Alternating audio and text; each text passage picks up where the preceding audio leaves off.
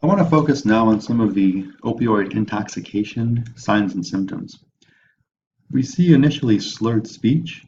We can see a reduction in attention, difficulty with memory, and then two hallmarks, pupillary constriction or pinpoint pupils, as well as increased drowsiness leading to respiratory depression and coma are the telltale signs of acute opioid intoxication.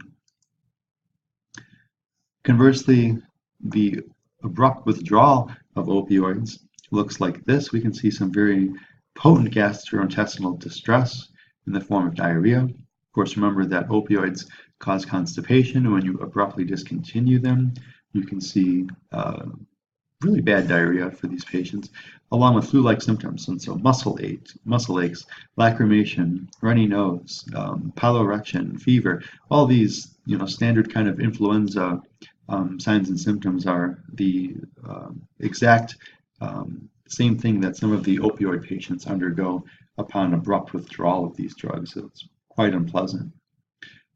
There's some sympathetic and central nervous system arousal. We finally see pupillary dilation as these drugs are abruptly removed, as well as insomnia. So the complete opposite of all of the typical effects. And so another telltale sign of an acute withdrawal is excessive yawning, as well as that brain is requiring more and more oxygen. In terms of the acute overdose, the triad that you should really remember is respiratory depression, coma, and pinpoint pupils. And these are the standard things that patients coming into the emergency room with an acute overdose of these opioids will definitely experience.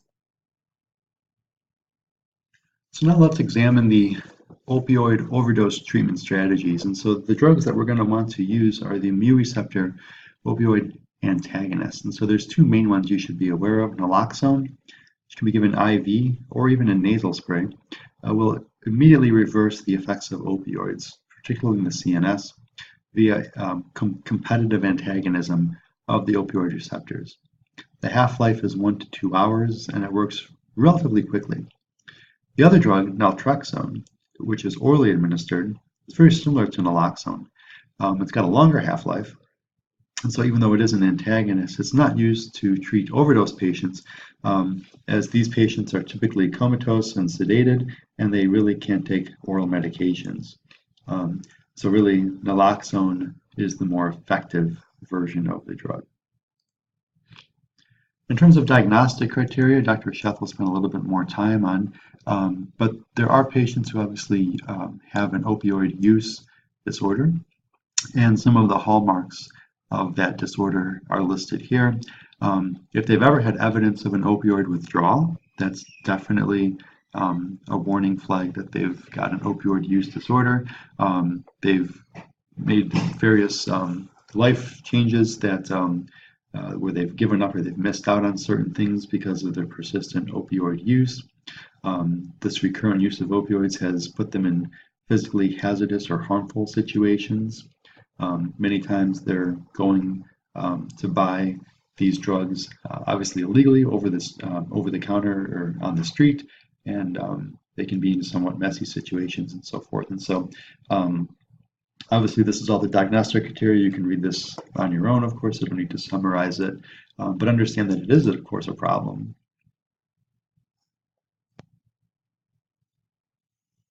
Once a patient has a diagnosed opioid use disorder, there are some treatment strategies that involve the implementation of an opioid agonist. And so there are three main opioid agonists, of course, that you should be familiar with: methadone, buprenorphine, and Suboxone. So methadone is a long-acting agonist, and it prevents the withdrawal symptoms for about 24 hours or more. It will reduce cravings, and it also maintain high levels of opioid tolerance. It will also reduce the euphoric effect. Yet this drug still has the potential to be abused and is therefore regulated accordingly. It does have similar side effects to opioids. Buprenorphine can be used as a second-line agent for moderate to severe pain. Buprenorphine, of course, is a partial agonist with high affinity to the mu receptor, allows for displacement of other opioids of a full agonist. And so we can also use this, if we want, to assist in the treatment of opioid use disorder. Naloxone has poor bioavailability if given sublingually, which is how buprenorphine is given, the combination of which is used to prevent people from abusing the drug by crushing the tablet and dissolving them for IV use. Naloxone will precipitate withdrawal because it is an antagonist if crushed and taken IV. Other drugs that can be used for opioid use disorder include the following opioid antagonists: naltrexone. This is a opioid receptor antagonist, as I said, and it's used to maintain therapy to prevent relapses. And the reason it can prevent relapses is because it will block the effects of opioids. We typically only use naltrexone after a patient has gone through the withdrawal, because the use of this drug before will actually precipitate a withdrawal. So just to summarize an opioid use disorder, the first line therapy is buprenorphine, which is a little bit safer than methadone. And then if that doesn't work, if the patient's non-responsive, of course, we can use methadone. And requires this requires, of course, clinic-based treatment. You've heard of methadone clinics. Second line therapy includes naltrexone. In some patients, this can also be a reasonable first line therapy if the patient is highly motivated and the opioid use disorder is technically classified as mild.